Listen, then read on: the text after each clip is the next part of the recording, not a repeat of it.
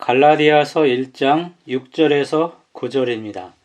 그리스도의 은혜로 너희를 부르신 이를 이같이 속히 떠나 다른 복음을 따르는 것을 내가 이상하게 여기노라. 다른 복음은 없나니 다만 어떤 사람들이 너희를 교란하여 그리스도의 복음을 변하게 하려 함이라. 그러나 우리나 혹은 하늘로부터 온 천사라도 우리가 너희에게 전한 복음 외에 다른 복음을 전하면 저주를 받을지어다. 우리가 전에 말하였거니와 내가 지금 다시 말하노니 만일 누구든지 너희가 받은 것 외에 다른 복음을 전하면 저주를 받을지어다. 대형 박물관, 루브르 박물관 등 세계 유명 박물관에서 보유하고 있는 유물 중에서 1250점이 가짜로 드러났습니다. 연대 측정을 위해서 옥스퍼드대 실험실로 보내진 유물 중에 절반이 가짜로 드러난다고 합니다. 이렇게 해서 매년 25,000점의 가짜 유물이 미술품 전시장에 유입된다는 신문 기사가 있었습니다. 한 원로 기업인이 평생 모은 1000억대의 미술품을 인천시에 기증했는데 절반가량이 가짜였고 수집 과정에서 속은 것으로 드러났다라는 내용이 신문 기사에 있었습니다. 거짓 혹은 짝퉁, 이것은 모든 분야에 침투되어 있습니다. 유명 업체, 다이아몬드, 보석, 돈, 옷, 신발, 가방, 약, 식품, 가전제품, 휘발유, 학위, 사람, 인간관계, 종교 등에도 가짜가 있습니다. 겉으로 보기에는 비슷한 것 같으면서도 속은 다른 사이비가 있습니다. 거짓 목자들이 있습니다. 사꾼들이 있습니다. 거짓 선지자들도 시대별로 항상 있었습니다. 가룟 유다는 가짜 제자였습니다. 아나니아와 삽비라도 거짓 신자들이었습니다. 갈라디아 교회에는 2장 4절에 보니 거짓 형제들이 있었습니다. 1장 12절에 보면은 사람에게서 받은 것도 아니에요, 배운 것도 아니에요, 오직 예수 그리스도의 계시로 말미암은 바울이 전한 복음은 7절에 그리스도의 복음입니다. 그 복음이 갈라디아서 중심 구절인 2장 16절에 있는 믿음으로 말미암는 의입니다. 사람이 이롭게 되는 것은 오직 예수 그리스도를 믿음으로 말미암는 줄 알므로 우리도 그리스도 예수를 믿나니 이는 우리가 그리스도를 믿음으로 의롭다함을 얻으려 함이라. 이게 바울이 전한 믿음으로 말미암는 의의 복음입니다. 인간이 자신의 힘으로 할 수 있는 것들이 많이 있습니다.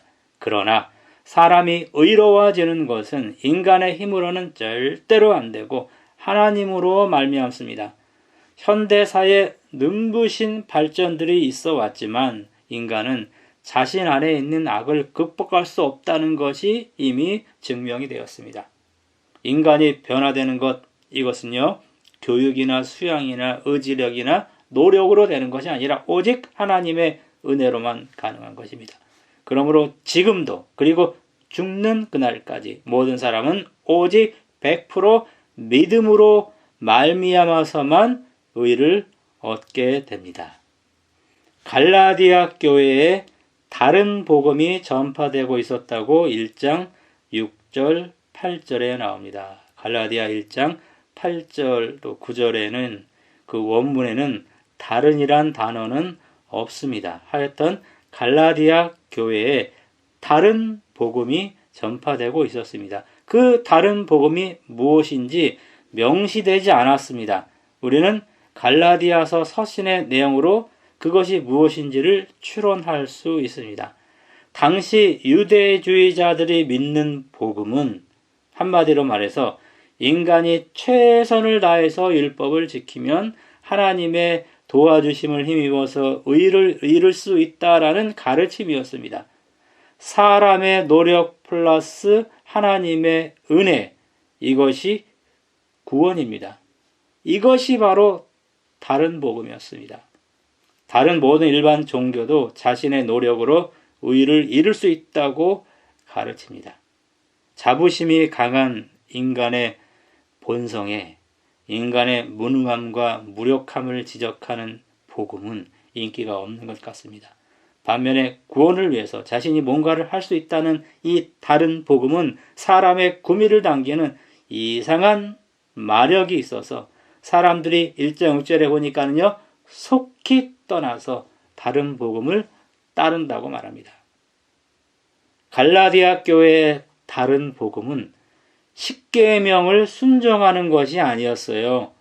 율법의 행위들, 2장 16절에 있는 율법의 행위들을 순종하는 복음이었습니다. 다른 말로 할례, 안식일을 철저히 준수하는 것, 부정한 음식을 먹지 않는 것, 절기를 준수하는 것, 정결 예식을 실천하는 이런 행위들을 강조하는 것이 다른 복음이었습니다. 특별히 갈라디아 교회는 할례가 핵심 사안이었습니다. 할례는 당시 문화, 사회, 의학적으로 쉬운 의식이 아니었습니다. 다른 복음은 예수님의 희생과 보혈의 완전성을 거부하는 복음입니다. 무게중심이 믿음이 아니라 당장 눈에 보이는 행위 쪽으로 기울어지게 만듭니다. 이런 거짓 복음의 결과로 사람들은 도덕적 율법을 무시하게 되고 결국은 도덕적으로 타락하게 됩니다. 갈라디아 교회의 1세기의 다른 복음이 지금도 여러 교단에서 시퍼렇게 살아서 주인 행세를 하고 있는 것을 오늘 우리가 이 세대에 볼 수 있습니다. 갈라디아 1장 13절 14절에 보면은 바울의 과거가 나옵니다. 유대교에 있을 때 바울의 과거입니다. 내가 이전에 유대교에 있을 때 행한 일을 너희가 들었거니와 하나님의 교회를 심히 박해하고 멸하고 내가 내 동족 중 여러 연갑자보다 유대교를 지나치게 믿어 내 조상의 전통에 대하여 더욱 열심히 있었다. 이렇게 고백합니다. 바울은 유대교에서 최선을 다했습니다. 바울이 연갑자, 서로 비슷한 나이의 사람들을 말합니다. 그들보다 다른 복음, 다른 말로 유대교, 조상들의 전통 이런 것들을 지나치게 믿어서 열심을 냈다고 고백합니다. 1장 13절 쉬운 성경은 이렇게 번역합니다. 나는 하나님의 교회를 몹시 박해했을 뿐만 아니라 아예 없애버리려고까지 계획했습니다. 계시록 13장에 나오는 짐승의 표 666을 경배하는 자들이 하나님의 백성에게 매매 금지령을 내리고 죽이라는 명령을 내리는 모습과 유사한 것입니다. 잘못된 종교를 너무 열심히 믿었던 자들이 중세시대에는요, 십자군 전쟁에 가담해서 많은 사람을 죽였습니다.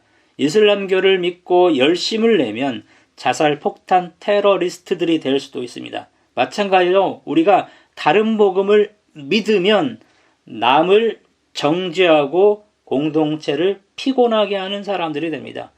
예수님을 믿을 뿐만 아니라 눈에 보이는 이것저것 등을 해야 하기 때문입니다. 눈에 보이는 것들에 집착하면 자신과 교회를 피곤하게 합니다. 거짓 복음의 결과로 자신과 타인을 비교하기 때문입니다. 비교의 대상이 연갑자이면 안 됩니다. 뭐뭐뭐보다의 신앙은 다 잘못된 것입니다. 우리의 비교 대상은 예수님입니다. 연갑자나 동료 그리스도인과 비교하면서 그들을 정죄하지 말고 예수님과 자신을 비교해야만 합니다. 그리스도의 복음 1장 7절에 나옵니다. 이 복음은 지나치게 열심히 믿을수록 좋습니다. 사랑으로서 역사하는 믿음 5장 6절. 이 믿음으로 말미암는 의의 결과가 5장 22절에 있는 성령의 열매입니다.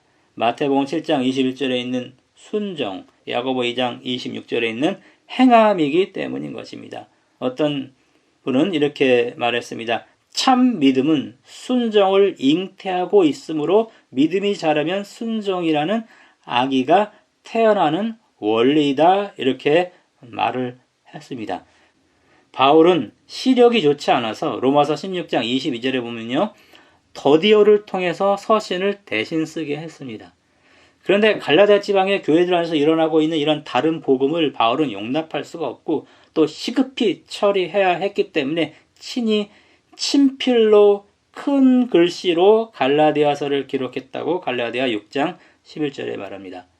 거짓 교사들이 바울의 사도직과 가르침을 부인하고 다른 복음을 가르쳤기 때문에 바울은 갈라디아서에서 1장, 2장에서는 사도적인 방어를 합니다. 자신을 방어합니다.